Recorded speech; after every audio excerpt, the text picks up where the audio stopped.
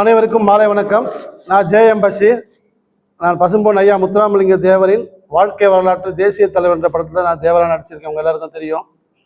நான் இப்போது கழக சிறுபான்மை பிரிவில் மாநில பொறுப்பில் இருக்கேன். இன்றைக்கி இந்த சந்திப்பு எதுக்காகன்னா, நான் கடந்த 5 வருடங்களுக்கு முன்னாடியே சொன்னேன். நான் அதிமுகவில் அப்போ இருக்கிறப்ப சொன்னேன், எடப்பாடி பழனிசாமின்றவர் அதிமுகவை அழிக்க வந்தவர். உடனடியாக ஓபிஎஸ் அவர்கள் உங்கள் அதிகாரத்தை பயன்படுத்தி அவரை நீங்கள் கட்சியை விட்டு நீக்கணும், இல்லைன்னா உங்களையே அவர் கட்சியை விட்டு நீக்குவார்னு சொல்லி நான் அப்போ அந்த கட்சியை விட்டு விலகி வந்தேன். எதுக்காக நான் அந்த கட்சியை விட்டு விலகி வந்தேன்னு உங்கள் எல்லாருக்கும் தெரியும்.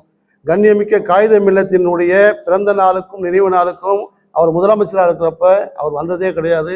இஸ்லாமிய சமூகத்தில் இருக்கிற ஒருத்தருக்கும் அந்த கட்சியில் அங்கீகாரம் கிடையாது. ஒரு மாவட்ட செயலாளர் கூட முஸ்லீம்கள் அதில் இல்லை. அப்படின்ற ஒரே ஒரு காரணத்துக்காக நான் கேட்டேன், என்னை கட்சியை விட்டு நீக்கினாங்க. நான் இன்னைக்கு இஸ்லாமிய சமூகத்தினுடைய ஒட்டுமொத்த பாதுகாப்பாக இருக்கக்கூடிய தளபதி எங்கள் முதலமைச்சர் மு.க. ஸ்டாலின் அவர்களை வாழும் காகித மில்லத்தை பார்த்து அவர்கிட்ட போய் நான் இணைஞ்சப்போ அவர் சொன்னார், நீ வந்த லேட்டு, இதுக்கு முன்னாடியே வந்திருக்கணும். நான் தான் சிறுபான்மை மக்களுக்கு என்னென்ன செய்யணுமோ எல்லாம் செஞ்சிட்ருக்கேன், உங்கள் கோரிக்கை எல்லாமே அப்படின்னு சொல்லிட்டு இருந்தார். இன்றைக்கி ஓபிஎஸ் ஐயா அன்னைக்கு சொன்னது இன்றைக்கி நடந்திருக்கு. அவர் கழகத்தில் இணைஞ்சிருக்காரு. அவர் திராவிட முன்னேற்ற கழகத்தின் சார்பாகவும் என் சார்பாகவும், ஏன்னா நான் அவருடைய அபிமானி உலகத்துக்கு தெரியும், என் சார்பாகவும் ஐயா அவர்களை திமுக கழகத்தின் தாய் கழகத்திற்கு வருகிறவர்கள் வரவேற்கிறேன். இன்றைக்கி அதிமுகவில் சிறுபான்மை மக்களை, தமிழ்நாட்டில் இருக்கக்கூடிய இஸ்லாமிய கிறிஸ்துவ சிறுபான்மை மக்களை ஒட்டுமொத்தமாக அழித்து பிஜேபிக்கு அடகு வச்சு எங்களை கொல்லக்கூடிய ராட்சசன் தான் எடப்பாடி பழனிசாமி. இந்த ராட்சசனை அழிக்கணும்னா இன்னைக்கு தமிழக முதல்வர் ஓபிஎஸ் ஐயா அவர்கள் கைகோர்த்திருக்கிறது எங்கள் எல்லாருக்கும் மிகப்பெரிய சந்தோஷமாக இருக்குது. இஸ்லாமிய மக்கள் மட்டுமல்லாமல் நான் தேவராக நினைச்சதுனால எனக்கு தேவர் சமுதாய மக்கள் எல்லாம் நான் வாழும் தேவராக பார்த்துட்டு இருக்காங்க. நான் இன்னைக்கு தென் தமிழகம் எங்கே போனாலும் என்னை தேவராக நினச்சி என் கூட ஃபோட்டோ எடுக்கிறாங்க, என்கிட்ட ஆசீர்வாதம் வாங்குறாங்க. நான் நிச்சயமாக வரும் சட்டமன்ற தேர்தலில் ராமநாதபுரம் மாவட்டத்தில் நான் விண்ணப்பம் கொடுக்கலான்ட்டு இருக்கேன், விருப்பமனு கொடுக்கலான்ட்டு இருக்கேன். நாளைக்கு நிச்சயமாக முதலமைச்சரிடம் பார்த்து கொடுப்பேன்.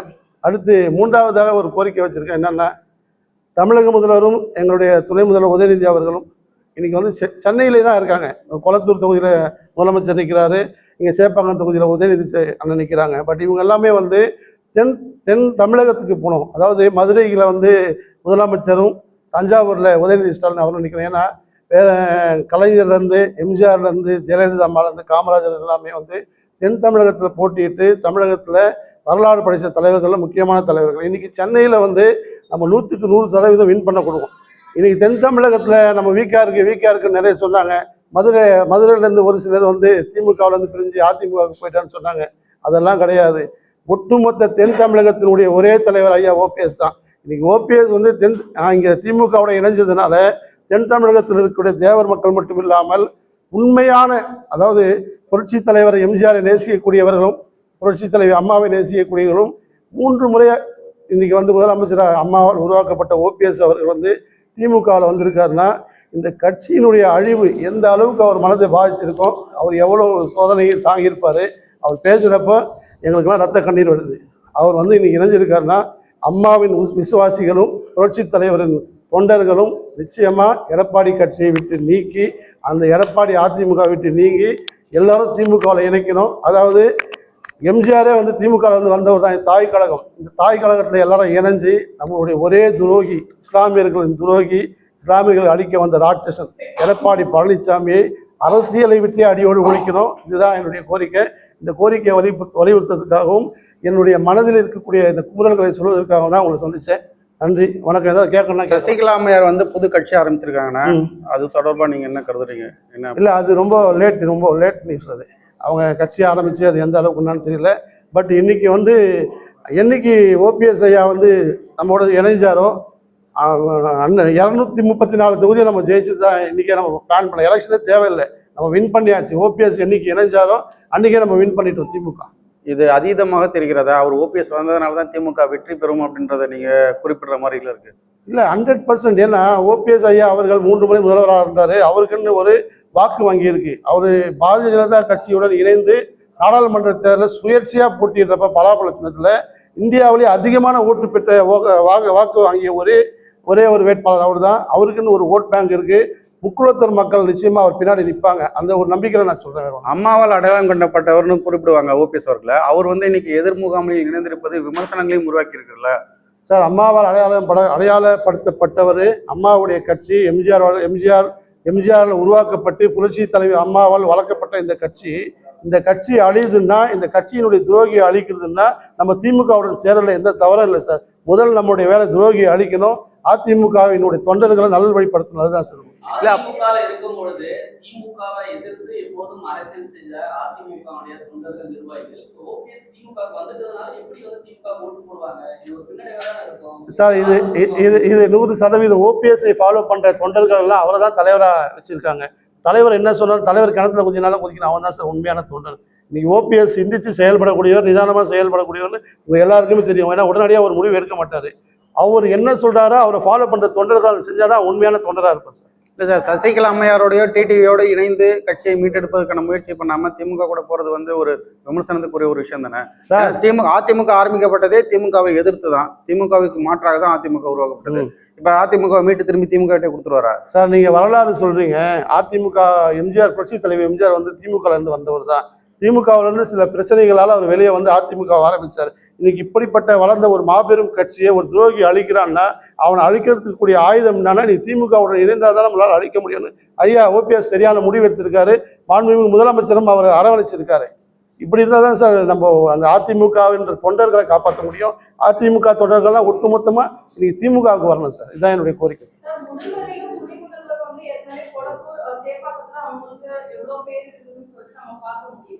அந்த நேரத்துல மக்களுடைய செல்வாக்கு பெற்றுதான் வெற்றி பெற்றிருக்காங்க.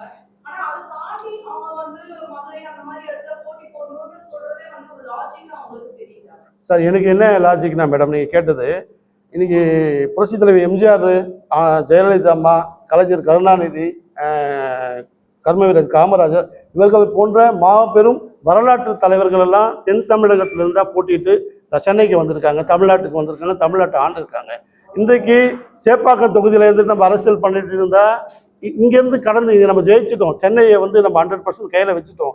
இன்னைக்கு தமிழ்நாட்டில் வந்து நீங்கள் எனக்கு வந்து திராவிட முன்னேற்ற கழகத்தினுடைய தலைவர் கலைஞர் அவர்கள் போட்டியிட்ட திருவாரூரில் போய் சின்னவர் போட்டியிடணும்னு எனக்கு ஆசை. ஏன்னா அந்த வழி வந்தது. மீண்டும் எங்களுடைய இளைய தலைமுறையின் தலைவர் அவர் அங்கே போய் போட்டியிட்டா இது ஒரு வரலாற்று பதிவாக இருக்கும். எங்கள் முதலமைச்சர் அவர்களும் மதுரையில் போய் போட்டியிட்டா ஒரு வரலாற்று பதிவாக இருக்கும்னு என்னுடைய ஆசை. என்னுடைய ஆசையை வெளிப்படுத்தணும், அவ்வளோதான் தவிர மற்ற தலைவருடைய பேர் தான்.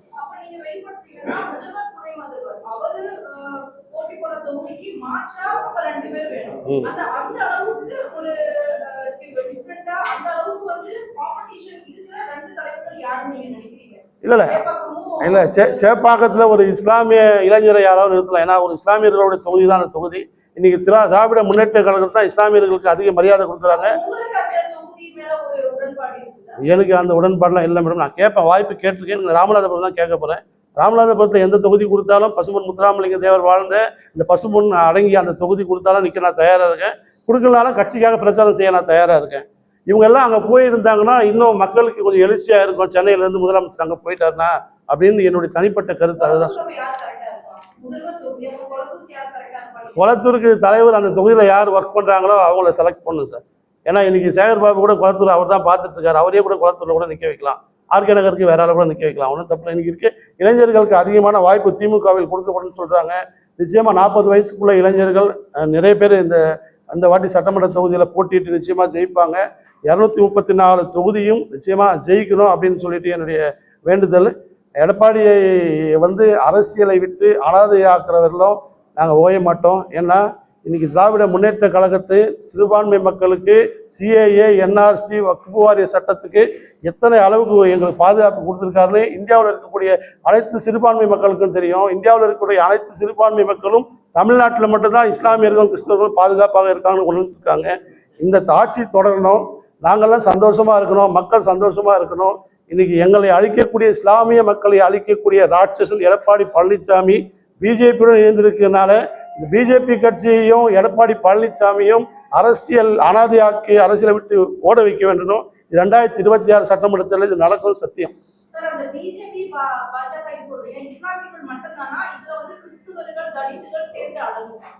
மேடம் சிறுபான்மைன்னா முஸ்லிம்கள், கிறிஸ்தவர்கள், ஜெயினர்கள் இவங்கெல்லாம் வந்து சிறுபான்மையா நம்ம தமிழ்நாட்டில் இந்தியாவில் வச்சுட்டு இருக்கோம். இவங்களுக்கு எல்லாமே ஒரு பாஜக பாதுகாப்பு வேணும். பாஜகவோட அதிமுக கூட்டணி அமைச்சிருக்கிறத வந்து விமர்சிக்கிறோம்.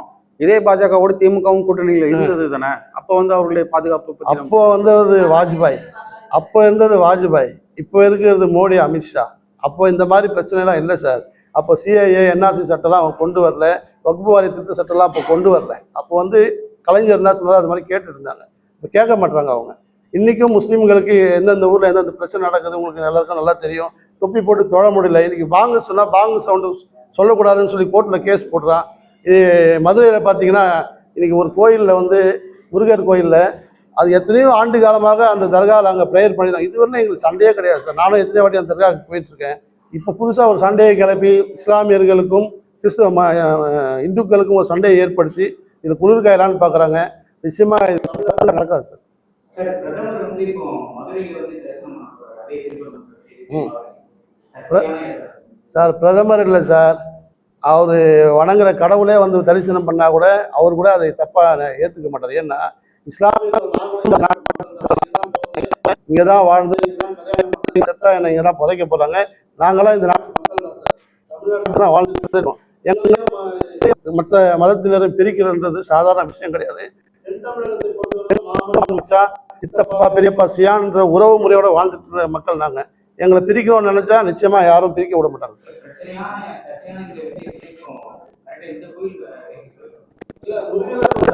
தமிழர்கள்லாம் சொல்லி முருகரை சொல்றாங்க. முருகர்லாம் அப்படி ஒன்றும் கிடையாது. முருகரே வந்து அவர் கல்யாணம் பண்ணிட்டு இருக்கிறது ஒரு தாழ்த்தப்பட்ட பெண்ணை தான் வள்ளியை கல்யாணம் பண்ணிருக்காரு புறத்திய. அதனால நிறைய விஷயங்கள் நம்ம சொன்னா ஒரே ஒரு இந்த தேர்தலில் 2026 தேர்தலில் பிஜேபியுடன் சிறுபான்மை மக்களை கொல்ல துடிக்கிற எடப்பாடி பழனிசாமியை அரசியல் விட்டாதையாக்க வேண்டும். இதுக்கு வந்து இன்னைக்கு எங்களுடைய மாண்புமிகு முதலமைச்சர் ஸ்டாலின் அவர்களுடன் கைகோர்த்திருக்கின்ற ஐயா ஓபிஎஸ் அவர்களின் ஆதரவோடு இந்த இந்த விஷயம் நிச்சயம் நடக்கும். அனைத்து முன்னேற்ற கழக தொண்டர்களும் திமுகவில் வந்து இணைவார்கள் என்று நான் வேண்டிக்கிறேன் சார். ஓகே.